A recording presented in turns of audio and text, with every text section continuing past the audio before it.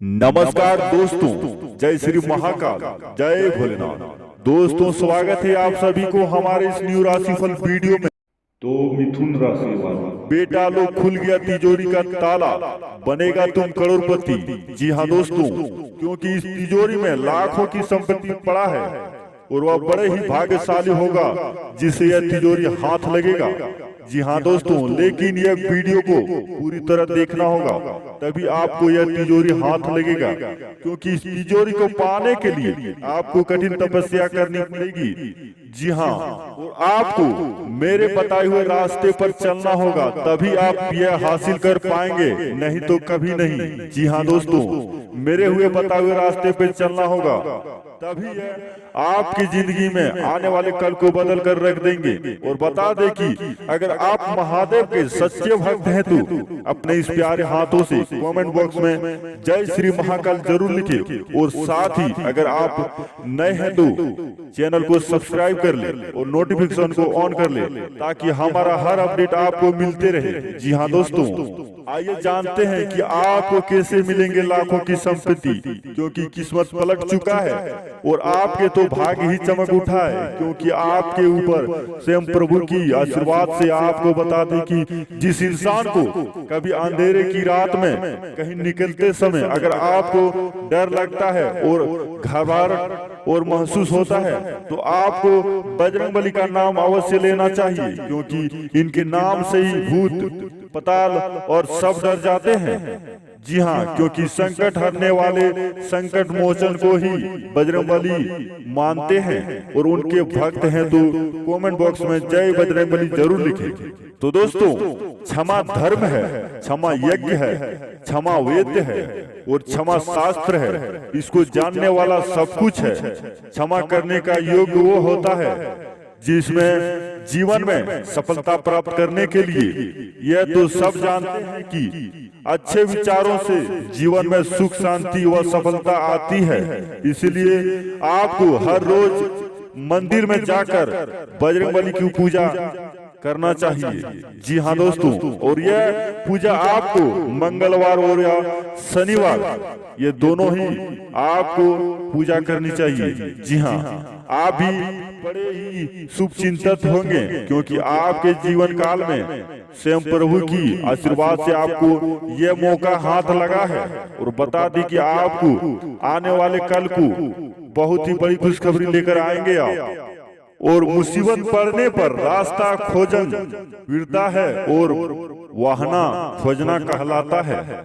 जी हाँ, एक इंसान की समझ सिर्फ इतनी है कि उसे जानवर कहो तो नाराज हो जाता है और शेर कहो तो खुश हो जाता है। अपनी ऊर्जा को चिंता करने में खत्म करने से बेहतर है कि उसका उपयोग समाधान ढूंढने में किया जाए। रिश्तों की सिलाई अगर भगवानों से हुई है तो टूटना मुश्किल है, अगर स्वास्थ्य से ही तो टिकना मुश्किल है।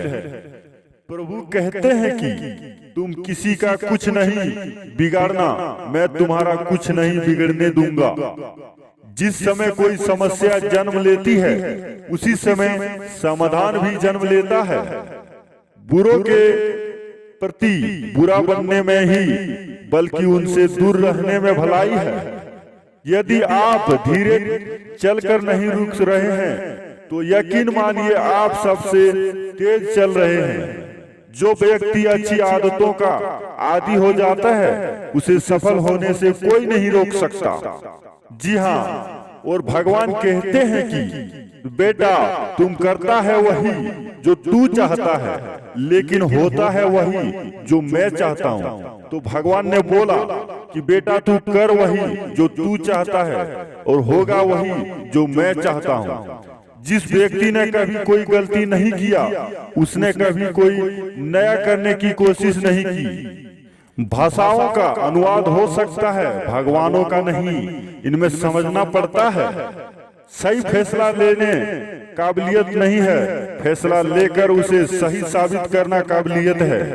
यह मत भूलें कि जो शरीर व मस्तिष्क ईश्वर ने दिया, ईश्वर के सबसे सफल व्यक्ति को दिया, वही आपको भी दिया। सब बस आपको उसका उपयोग कैसे करना है यह तो आपके ऊपर निर्भर है।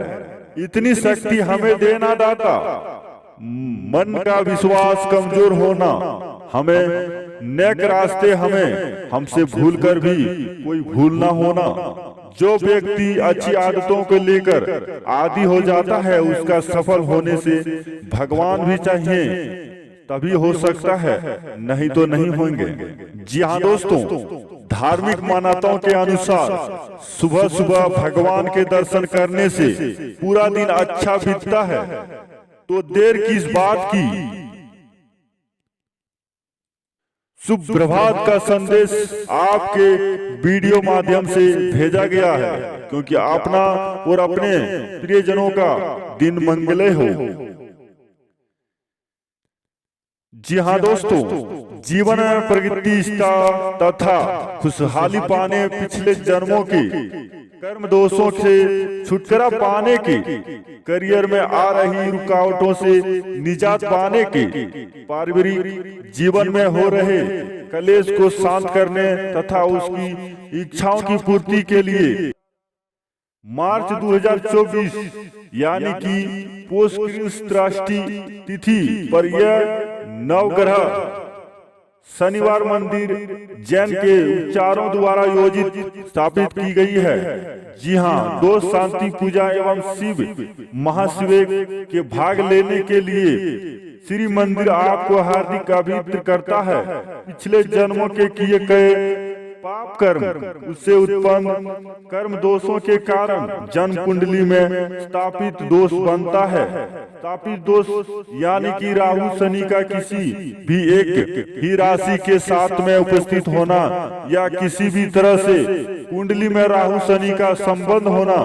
ज्योतिष शास्त्र के अनुसार यदि किसी विशेष कुंडली में स्थापित या त्रापित दोष मौजूद हो तो यह उसी कुंडली में मौजूद उसके योग प्रभाव को समाप्त कर देता है। सर्व शास्त्र के अनुसार यदि आपको सपने में त्रिशूल दिखता है तो यह शुभ संकेत है। इसे सपने का अर्थ है कि आपके ऊपर भोलेनाथ का अधीन कृपा बरसती है। यदि शिव या महादेव का नाम आपको असीम शांति देता है और जब आप उन्हें याद करते हैं तो आपको सहज महसूस करते हैं, तो यह इस बात का संकेत हो सकता है कि आपके ऊपर करीब यदि आप पूरे दिन नियमित रूप से भगवान शिव के नाम या मंत्र का जाप करते हुए पाए जाते हैं, तो यह दर्शाता है कि आपको उनके साथ सच्चा संबंध है। शिव और दानी कल्याण के देवता माने गए हैं। सृष्टि के निर्माण में एक ही शक्ति तीन रूपों में अपना कार्य संपादन करते हुए दिखाई देती है। ब्रह्मा सृष्टि का निर्माण करते हुए विष्णु पालन पोषण करते हैं और शिव संहार करते हैं, यानी कि निर्माण से नाश तक जगत का चक्र परम सत्ता द्वारा निर्वर्त प्रकृति में चलता है। जी हाँ, और अगर आपको सपने में शिव जी का मंदिर दिखाई देता है तो इसका मतलब है कि आपकी मनोकामनाएं पूर्ण होने वाली है। और अगर आपको सपने में शिवलिंग के दर्शन हो जाए तो यह आपके लिए बहुत ही शुभ हो सकता है। मान्यता है कि शिवलिंग दिखाई देना आपको मनोकामना की पूर्ति तरफ इशारा करता है।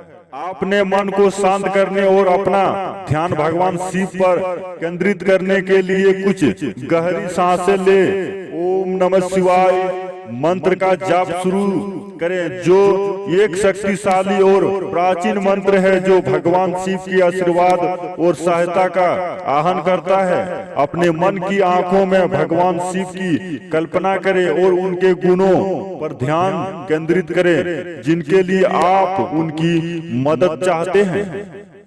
शिव जी से जुड़ेगा पहला कदम शुद्ध व्यक्ति और भक्ति और ध्यान के माध्यम से ही। यदि आप वास्तव में शिव भक्त बनना चाहते हैं तो हर दिन मौन बैठने के लिए समय समर्पित करें। अपने मन को उनकी दिव्य स्थिति और ऊर्जाओं पर केंद्रित करें। इसके बाद शिवाजी के तुष्टि और ज्ञान प्राप्ति की शक्ति दी, शक्ति जिसके बाद त्रुषि को कोशिश करके राम रक्षा स्रोत लिखा। उसके बाद शिवाजी माता पार्वती को राम रक्षक और स्रोत पढ़कर सुनने लगे। साथ ही उन्होंने पार्वती को यह बताया कि हे भगवान, राम का ध्यान करते हुए आपने बहुत ही सच्ची श्रद्धा से उनको आपको क्या आप जानते हैं कि आखिर किसमें ध्यान में मगन रहते हैं? महादेव कौन शिव है?